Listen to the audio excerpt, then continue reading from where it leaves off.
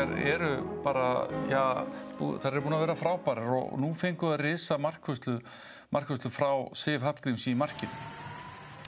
Já, Sif bara kom hérna frá KFUR núna í sumar og hún er búin að eiga bara frábæra frammistöðu og þessi leik sérstaklega, ég meina hún er að verja þvílíku og vítin, hvað var þetta? 3 víti. 3 víti. Og auðvitað ég er að spila líka mjög öfluga vörn og hún fyrir aftan að taka svona sína bolta eins og er alltaf gott þegar að markmanni taka þessa svona svokallegu bónusbolta eins og víti og hraðaplöp og hún átti frábæra frammistöðu í þessum leik. Ekki nokkuð spurningu það.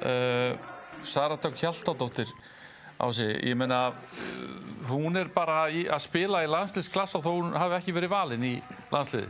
Já, engin spurning. Hún er búin að skora, ég held að þessi 4. skipti sem hún skora 12 mörk í einhverjum 8 leik í deildinni og ég held að tali 5 skipti yfir 10 mörk í 8 leik. Þá voru ekki að tala eins og sköpuðu færin hjá henni, þau eru líka. Já, þau eru yfirleitt í kringu 10 líka, sko. Þetta er yfirleitt tvenna hjá henni, hana.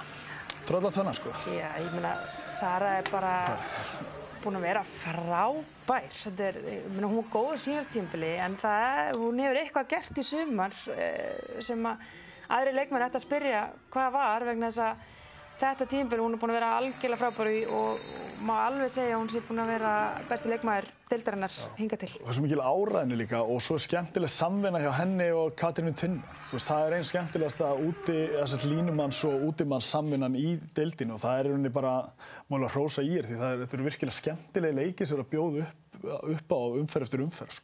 Sammála því.